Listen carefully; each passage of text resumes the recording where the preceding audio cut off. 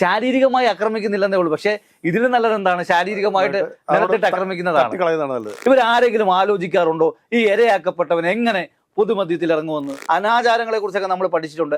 അതിന് തുല്യമായ ചിത്രവധമാണ് സൈബർ ബുള്ളിങ്ങിന്റെ പേരിൽ, സൈബർ അറ്റാക്കിന്റെ പേരിൽ ഈ കേരളത്തിലും ഇന്ത്യയിലും നടന്നുകൊണ്ടിരിക്കും. സോഷ്യൽ മീഡിയ ഉപയോഗിക്കുന്ന ആളുകൾ IP അഡ്രസ്സ് എന്ത് ചെയ്യണം? സിം ആയാലും അത് ആരുടെ പേരിലുള്ള IP അഡ്രസ്സ് ഉള്ള ആൾക്കാർക്ക് മാത്രം എന്ത് ചെയ്യണം? ത്വരിതപ്പെടുത്തണം. വിഷ്ണുഖിലെ നമസ്കാരം. നമസ്കാരം. വിഷ്ണുഖിലെ, പണ്ട് നമ്മുടെ നാടിനെയൊക്കെ വിറപ്പിച്ചുകൊണ്ടിരുന്ന ഗുണ്ടകളുണ്ട്. അതായത് ഏത് കൊട്ടേഷനും അവർ ഏറ്റെടുക്കുകയായിരുന്നു. പക്ഷെ ഇന്ന് അങ്ങനെയുള്ള കൊട്ടേഷൻകാരൊക്കെ ഒന്ന് വിശ്രമിക്കുകയാണ്. ഇപ്പം മെയിനായിട്ടുള്ള സൈബർ കൊട്ടേഷൻസ് ആണ്. ഒരാളെ തീർത്ത് കളയാനായിട്ട് സൈബർ പ്ലാറ്റ്ഫോമുകളെയാണ് മിക്ക ആളുകളും ഉപയോഗിച്ചുകൊണ്ടിരിക്കുന്നത്. ഈ സൈബർ ഗുണ്ടായിസത്തെക്കുറിച്ച് എന്താ പറയാനുള്ളത്? നമ്മൾ സൈബർ ഗുണ്ടായിസത്തെ പല തരത്തിലേക്ക് കാണണം. അതായത് സൈബർ ഗുണ്ടായിസത്തെ സംബന്ധിച്ചിടത്തോളം നമ്മൾ സൈബർ ബുള്ളിങ്, അല്ലെങ്കിൽ എന്താണ് കുറേ വശത്ത് എന്തായിരുന്നു സൈബർ അക്രമം, അല്ലെങ്കിൽ എന്താണ് അതിന് നാടൻ ഭാഷ പറഞ്ഞാൽ കടന്തൽ കൂട്, പല പല ഭാഷയിലാണ് എന്ത് ചെയ്യുന്നത് ഇതിനെക്കുറിച്ച് നമ്മൾ വിളിക്കുന്നതും അല്ലെങ്കിൽ സംസാരിക്കുന്നതും. ആത്യന്തികമായി പറഞ്ഞു കഴിഞ്ഞാൽ നേരത്തെ എങ്ങനെയാണോ ഇപ്പം റോഡിൽ നേരത്തെ സിബിചേട്ടൻ പറഞ്ഞ പോലെ എന്താണ് വാളും വെച്ച് വെട്ടുന്ന പോലെ അല്ലെ അതിലും ക്രൂരമാണ് ഇപ്പോഴത്തെ സൈബർ ഗുണ്ടായിസം എന്ന് പറയുന്നത്. കാര്യം ഒരാളെ തീർക്കണമെങ്കിൽ, അതായത് സോഷ്യൽ മീഡിയ നമ്മുടെ ജീവിതത്തിൽ, നിത്യജീവിതത്തിൽ എത്രമാത്രം സ്വാധീനം ചെലുത്തിയോ, അപ്പോൾ സോഷ്യൽ മീഡിയയിൽ ഒരാളെ കൊണ്ടുവന്ന് അദ്ദേഹത്തെ പരസ്യ വിചാരണ നടത്തി. നേരത്തെ ആണെങ്കിൽ എന്താണ് ഇവിടെ വിചാരണ എന്ന് പറയുമ്പോൾ, അല്ലെങ്കിൽ ഒരു വിഷയം വന്നാൽ ഇവിടെ പോലീസ് സ്റ്റേഷനിൽ അല്ലെങ്കിൽ മറ്റ് പല പല പല പ്ലാറ്റ്ഫോമുകൾ നമ്മുടെ നാട്ടിലുണ്ട്. നിയമപരമായിട്ട് നോക്കിയാലും എന്താണ് ഒരാൾക്ക് മറ്റൊരാളെ നിയമപരമായി മാത്രമേ എന്ത് ചെയ്യാൻ കഴിയത്തുള്ളൂ, കൈകാര്യം ചെയ്യാൻ പറ്റത്തുള്ളൂ. അത് നമ്മുടെ ജീവിക്കാനുള്ള അവകാശത്തിന്റെ ഭാഗമാണ്. ഒരു പ്രൊസീഡിങ്സിലൂടെ മാത്രമേ ഒരാൾക്കെതിരെ എന്ത് ചെയ്യാൻ കഴിയത്തുള്ളൂ, ഏതെങ്കിലും തരത്തിലുള്ള നിയമപരമായിട്ടുള്ള നടപടികൾ സ്വീകരിക്കാൻ കഴിയത്തുള്ളൂ. ഇവിടെ അതല്ല സംഭവിക്കുന്നത്.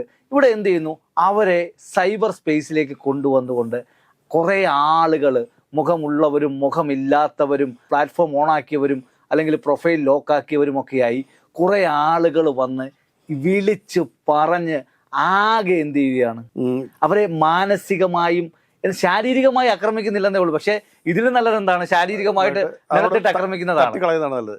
അത് എനിക്ക് തോന്നുന്നത് അറിയാമോ, ഇപ്പോൾ ഈ പല വിഷയങ്ങളിലും ഈ വനിതകളൊക്കെ ഏതെങ്കിലും തരത്തിലുള്ള അഭിപ്രായ പ്രകടനങ്ങളൊക്കെ ആയിട്ട് രംഗത്തേക്ക് വന്നു കഴിഞ്ഞാൽ അവർക്കെതിരെ ഉണ്ടാകുന്ന സൈബർ അറ്റാക്ക് എന്ന് പറഞ്ഞു കഴിഞ്ഞാൽ അത് നമ്മൾ ഊഹിക്കുന്നതിനൊക്കെ ഒരുപാട് അപ്പുറമാണ്.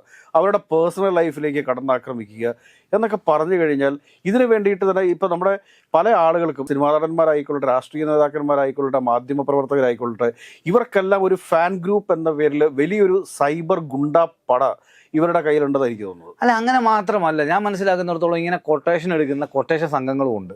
അതായത് ഇത്തരത്തിൽ എന്താണ് 100, 500 നമ്മൾ പല വിഷയങ്ങൾ നമ്മൾ പരിശോധിച്ച് നോക്കുമ്പോൾ പെട്ടെന്നാണ് എന്ത് ചെയ്യുന്നത്, ഒരു കൃത്യമായിട്ടുള്ളൊരു പോയിന്റിൽ അല്ലെങ്കിൽ അവർക്ക്, അതായത് ആർക്കെതിരായിട്ടാണോ അവരുടെ അല്ലെങ്കിൽ എവിടേക്കാണോ വിരൽ ചൂണ്ടുന്നത്, അപ്പോൾ ആ വിരൽ ചൂണ്ടാൻ ഒരു സാഹചര്യം വരുമ്പോൾ തന്നെ കുറേ ആളുകൾ വളഞ്ഞിട്ട് ഈ ആളുകളുമായിട്ട് യാതൊരു ബന്ധമില്ലാത്തവരാണ് വരുന്നത്. അല്ലാതെ ഒരു സുഹൃത്തിൻ്റെ ഒരു പ്രശ്നം ഒരാൾ ഉന്നയിക്കുമ്പോൾ ആ സുഹൃത്തിൻ്റെ സുഹൃത്തുക്കൾ വന്ന് പറയുന്നതിനകത്ത് കാര്യമുണ്ട്. അല്ലെങ്കിൽ ഇതുമായി ബന്ധമുള്ള ഏതെങ്കിലും അഫക്റ്റഡ് പാർട്ടികൾ വന്ന് അഭിപ്രായം പറഞ്ഞതിന് നമുക്ക് മാനിക്കാം. കാര്യം എന്താണ്, ജനാധിപത്യത്തിൽ എല്ലാവർക്കും അഭിപ്രായം പറയാം. ഇവിടെ പക്ഷേ അഭിപ്രായമല്ല പറയുന്നത്. ഇവിടെ പറയുന്നത് എന്താണ്, പച്ചയ്ക്ക് എന്താണ് നമ്മൾ പറയുന്നത്, തെറിവിളിയാണ്, ഭീഷണിയാണ്, അല്ലെങ്കിൽ എന്താണ് അവരെക്കുറിച്ചുള്ള മോശമായിട്ടുള്ള ഇല്ലാ കഥകളും കെട്ടുകഥകളും ഒക്കെ കൊണ്ടുവന്ന് അട്ടിക്കുകയാണ്. പിന്നെ എന്താണ് അവരെ അങ്ങ് ബുള്ള് ചെയ്ത് അവരെ എങ്ങനെ നിശബ്ദരാക്കുക എന്നുള്ള ഒരു വലിയ ശ്രമം, ഒരു ഭാഗം തന്നെ ഇതിന്റെ ഭാഗമായിട്ട് എന്ത് ചെയ്യുന്നുണ്ട്, നടക്കുന്നു എന്നുള്ള കാര്യത്തിൽ യാതൊരു സംശയവും. വീഡിയോ മോർഫിങ്, ഫോട്ടോ മോർഫിങ്ങിനെയൊക്കെ അല്ലെങ്കിൽ ഫോട്ടോഷോപ്പിനെയൊക്കെ ഇതിന് വേണ്ടിയിട്ട്, ഈ ഒരു സൈബർ അറ്റാക്കിന് വേണ്ടിയിട്ട് പല ആളുകളും ഉപയോഗപ്പെടുത്തുന്നുണ്ട്. പക്ഷെ എനിക്ക് നമ്മുടെ സൈബർ നിയമങ്ങളൊക്കെ കുറച്ചുകൂടി ഒന്ന് സ്ട്രോങ് ആവേണ്ടതുണ്ടെന്ന് എനിക്ക് തോന്നുന്നു. ഇവിടെ പ്രശ്നം എന്ന് പറഞ്ഞാൽ നമ്മുടെ 2000 നമ്മുടെ രാജ്യത്ത് IT നിയമം നിലവിൽ വരുന്നത്. പക്ഷേ ഇന്ത്യൻ ഇൻഫർമേഷൻ ആക്ട് പ്രകാരം നമ്മളെ സംബന്ധിച്ചിടത്തോളം അത് പര്യാപ്തമാണോ എന്ന് ചോദിച്ചാൽ അപര്യാപ്തമാണ്. പക്ഷേ ഇവിടെ പ്രശ്നം എന്ന് പറഞ്ഞാൽ നമ്മൾ കൂടുതൽ ആ നിയമങ്ങൾ ശക്തമാക്കുമ്പോൾ ഒരു ഭാഗത്ത് മറ്റൊരു മുറവിളി കോഴിലും ആവിഷ്കാര സ്വാതന്ത്ര്യം എന്ത് ചെയ്യപ്പെടുകയാണ്. അതായത് നമ്മളെ സംബന്ധിച്ചിടത്തോളം സോഷ്യൽ മീഡിയ എന്ന് പറയുന്നത്, നവമാധ്യമം എന്ന് പറയുന്നത് ഒരു ആവിഷ്കാര സ്വാതന്ത്ര്യത്തിന്റെ നവീനമായിട്ടുള്ള ഏറ്റവും വലിയായിട്ടുള്ള ഒരു പതിപ്പാണ്. അപ്പോൾ ആ നവീനമായിട്ടുള്ള ആ പതിപ്പിൽ ആവിഷ്കാര സ്വാതന്ത്ര്യമാണ് നമ്മൾ വിനിയോഗിക്കപ്പെടേണ്ടത്. പക്ഷേ ഇവിടെ ആവിഷ്കാര സ്വാതന്ത്ര്യത്തിന്റെ മറവിൽ ഒളിച്ചു കടത്തിക്കൊണ്ട് മറ്റുള്ളവരുടെ ജീവിക്കാനുള്ള അവകാശത്തെയും സ്വകാര്യതയെയും അതോടൊപ്പം തന്നെ അവരുടെ എല്ലാ തരത്തിലുള്ള എത്രയെത്ര വാർത്തകളാണ്, എത്രയെത്ര ആത്മഹത്യകളാണ്, എത്രയെത്ര ആളുകളെയാണ് ട്രോമ സ്റ്റേജിലേക്ക് ഇത്തരത്തിലുള്ള സൈബർ ഗുണ്ടായിസം കാരണം അല്ലെങ്കിൽ സൈബർ ബുള്ളിങ്ങിന് വിധേയമായി പോകുന്നത്. ഇവരാരെങ്കിലും ആലോചിക്കാറുണ്ടോ ഈ ഇരയാക്കപ്പെട്ടവൻ എങ്ങനെ പൊതുമധ്യത്തിൽ ഇറങ്ങുമെന്ന്? ഈ ഇരയാക്കപ്പെട്ടവന്റെ പിന്നീടുള്ള ജീവിതം എങ്ങനെയാണെന്ന്, അല്ലെങ്കിൽ അവന്റെ തൊഴിൽ എങ്ങനെയാണെന്ന്, അവൻ എങ്ങനെ ജീവിക്കുമെന്ന് നമ്മൾ കരുതുന്നുണ്ടോ? താൽക്കാലികമായിട്ട് നമ്മൾ എന്ത് ചെയ്യുന്നു, പല തരത്തിലുള്ള എന്ത് ചെയ്യുന്നു, നമ്മൾ പറയുന്നു സൈബർ ഗുണ്ടായുസത്തിന് അല്ലെങ്കിൽ പോലീസ് കേസെടുക്കുന്നു, അല്ലെങ്കിൽ 5-6 പേർക്ക് കേസെടുക്കുന്നു. പക്ഷേ കേസെടുത്താൽ എന്താ, 500,000 രൂപ പെറ്റി അടയ്ക്കുന്ന ഒരു കേസിലാണ് എന്ത് ചെയ്യുന്നത്, ഒരു ദുർബലമായിട്ടുള്ള ഒരു കേസിലാണ് ഉൾപ്പെടുത്തുന്നത്. പക്ഷെ ഇതിനെ ഇരയാക്കപ്പെട്ടവൻ എങ്ങനെ സമൂഹത്തെ അതിജീവിക്കുന്നു, എങ്ങനെ സമൂഹത്തിൽ ജീവിക്കുന്നു എന്നതിനെ കുറിച്ച് ആർക്കും എന്തില്ല. കാരണം ഇതൊരു ഡോക്യുമെന്റ് ആയിട്ട് ഗൂഗിളിൽ കിടക്കുകയാണ്. ഇത് ലൈഫ് എൻഡ് വരെ ഈ ഒരു ഡോക്യുമെന്റ് ഗൂഗിളിൽ ലഭ്യമാവുകയാണ്. ഗൂഗിളിൽ മാത്രമല്ല, പല തലമുറകൾക്കാണ് ഇത് പ്രശ്നമായിട്ട് വരുന്നത്. പല തലമുറകൾക്കാണ് ഇത് പ്രശ്നമായിട്ട് വരുന്നത്. പല സമയങ്ങളിലും ഇത് പറഞ്ഞിരിക്കുന്നത് തെറ്റാണോ ശരിയാണോ എന്നുള്ളതിനെ കുറിച്ചൊക്കെ ഒരു ആധികാരികതയും ഇല്ലാതെ ചില കാര്യങ്ങളെ കുറിച്ചൊക്കെ ആളുകൾ ഇങ്ങനെ ഇരുന്ന് പറയുക. ഇത് വ്യക്തികൾക്ക് നേരെ ഒരാളുടെ വ്യക്തിപരമായ കാര്യങ്ങളിലേക്ക് ഇങ്ങനെയുള്ള സൈബർ അറ്റാക്ക് ഉണ്ടാകുന്ന സമയത്ത് അതിന് കുറച്ചുകൂടി കർക്കശമായ ഒരു നിലപാട് പോലീസ് സ്വീകരിക്കേണ്ടതുകൂടെയാണെന്ന് എനിക്ക് തോന്നുന്നു. തീർച്ചയായിട്ടും പോലീസിന് സ്വീകരിക്കുന്നതിന്റെ പ്രശ്നം വെച്ചാൽ നിയമത്തിന്റെ അപര്യാപ്തത കൊണ്ടാണ് പോലീസിന് സ്വീകരിക്കുന്നതിന്റെ അപര്യാപ്തത എന്ന് പറയുന്നത്. ഇവിടെ പ്രശ്നം എന്താണ്, നമ്മളൊരു പരാതി കൊടുത്താൽ ഒരു ആരോപണം മാത്രമേ ആകുന്നുള്ളൂ. നമ്മുടെ രാജ്യത്തൊരു നീതിന്യായ പീഠമുണ്ട്, അല്ലെങ്കിൽ ഒരു നീതിന്യായ സംവിധാനമുണ്ട്.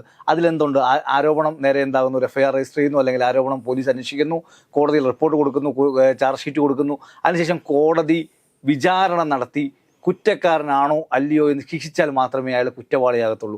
പക്ഷേ ഇവിടെ സംഭവിക്കുന്നത് എന്താണ്, ഒരു മണിക്കൂറിനുള്ളിൽ അല്ലെങ്കിൽ ഒരു മിനിറ്റിനുള്ളിൽ ഒരാളെ എന്ത് ചെയ്യുന്നു, ആരോപണത്തിന്റെ മുൾമുനയിലേക്ക് കൊണ്ടുവന്ന് അവർ തന്നെ എന്ത് ചെയ്യുന്നു, വിചാരണ നടത്തുന്നു, അവർ തന്നെ എന്ത് ചെയ്യുന്നു, ആർഗ്യുമെന്റ് നികത്തുന്നു, അവർ തന്നെ അയാൾക്ക് ശിക്ഷ വിധിച്ചുകൊണ്ട് അയാളെ എന്ത് ചെയ്യുന്നു, ഇല്ലായ്മ ചെയ്യുന്നു. അപ്പൊ ഇത് വളരെ എന്താണ്, പലപ്പോഴും നമ്മളെല്ലാവരും വാചാലരാവാറുണ്ട്. പക്ഷേ സ്വയം അനുഭവങ്ങളിൽ വരുമ്പോൾ മാത്രമേ നമുക്ക് എന്തുള്ളൂ, അതിൻ്റെ ഒരു ദുഃഖം, അല്ലെങ്കിൽ നമ്മുടെ ഫാമിലി, ഇത് വലിയൊരു മാരകമായിട്ടുള്ളൊരു വിപത്താണ്.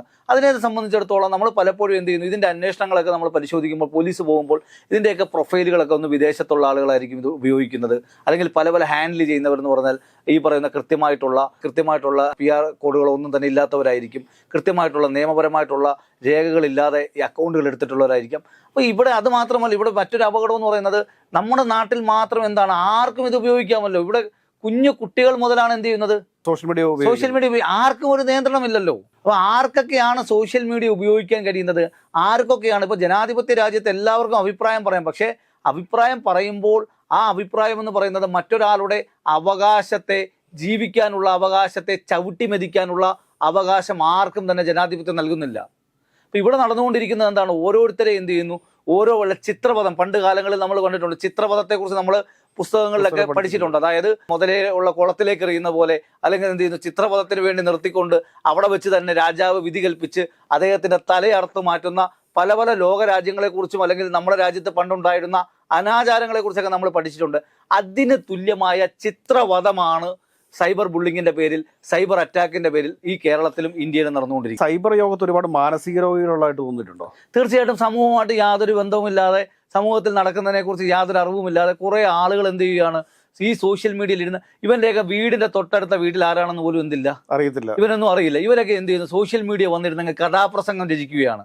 കാര്യം ഇവിടെ ആർക്കും പൈസ കൊടുക്കണ്ടല്ലോ, ഇവിടെ ആർക്കും എന്ത് ചെയ്യണ്ട, അവന് നെറ്റ് ഉണ്ടെങ്കിൽ ആർക്കും വേണമെങ്കിലും എന്ത് ചെയ്യാം, ആർക്കും വേണമെങ്കിലും എന്തും പറയാം. അപ്പൊ ഇത്തരത്തിലൊരു പറയുന്ന തരത്തിലേക്ക് എന്ത് ചെയ്യുന്നു, വളരെ, അതായത് എന്തിനെയാണോ, അതായത് നമ്മൾ ആധുനിക ലോകം എന്ന് പറയുന്നത്, അല്ലെങ്കിൽ ഈ പറയുന്ന വാർത്താ മാധ്യമങ്ങൾ, നവമാധ്യമങ്ങളൊക്കെ മനുഷ്യന്റെ ഉന്നതിക്ക് വേണ്ടിയും, അല്ലെങ്കിൽ മനുഷ്യന്റെ കാര്യക്ഷമതയ്ക്ക് കൂട്ടുന്നതിന് വേണ്ടിയും, അല്ലെങ്കിൽ അവന്റെ കൂടുതൽ മുന്നോട്ട് പോകുന്നതിനെയും ലക്ഷ്യം വെച്ചിട്ടാണ് നമ്മുടെ രാജ്യം നിലനിൽക്കുന്നത്. അതിന്റെ കുറെ കാര്യങ്ങൾ നടക്കുന്നുമുണ്ട്.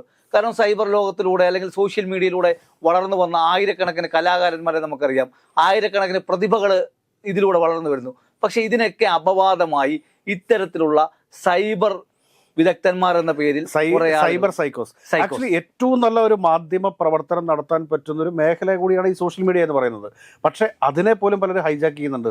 അല്ല, അതാണല്ലോ ഞാൻ പറഞ്ഞല്ലോ, ഇവിടെ സൈബർ എന്ന് പറയുന്ന, അല്ലെങ്കിൽ ഈ പറയുന്ന സോഷ്യൽ മീഡിയ, അല്ലെങ്കിൽ നവമാധ്യമങ്ങൾ എന്ന് പറയുന്നത് ഇന്ന് നിത്യജീവിതത്തിന്റെ ഭാഗമായ ഒരു കാര്യമാണ്. അപ്പോൾ നിത്യജീവിതത്തിന്റെ ഭാഗമായ ഈ കാര്യങ്ങളെ എന്ത് ചെയ്യുന്നു, കൃത്യമായിട്ട് ഉപയോഗിച്ച് ജീവിത പ്രയാസങ്ങൾ മാറ്റുന്നതിനും, അല്ലെങ്കിൽ നമ്മുടെ സന്തോഷങ്ങൾ പങ്കുവെക്കുന്നതിനും പകരം മറ്റുള്ളവരെ ഒരു അതായത് മറ്റുള്ളവന്റെ വിഷമം, അല്ലെ അവന്റെ വേദന അവൻ കണ്ട് ഉല്ലസിച്ച് ചിരിച്ച് ഹാസ്യമിട്ട്, അല്ലെങ്കിൽ മറ്റൊരാളൊരു സന്തോഷം പങ്കുവെക്കുമ്പോൾ അതിൽ പോയി എന്ത് ചെയ്യുന്നു, ആ തെറ്റായ സ്മൈലികൾ ഇട്ട് അവരെ ദുഃഖിപ്പിക്കുന്നു, അല്ലെങ്കിൽ മറ്റൊരാളുടെ സന്തോഷങ്ങളിൽ കയറി കമന്റ് അടിച്ച് എന്ത് ചെയ്യുന്നു, അവരുടെ സന്തോഷത്തെ എന്ത് ചെയ്യുന്നു, കുറയ്ക്കുന്നു.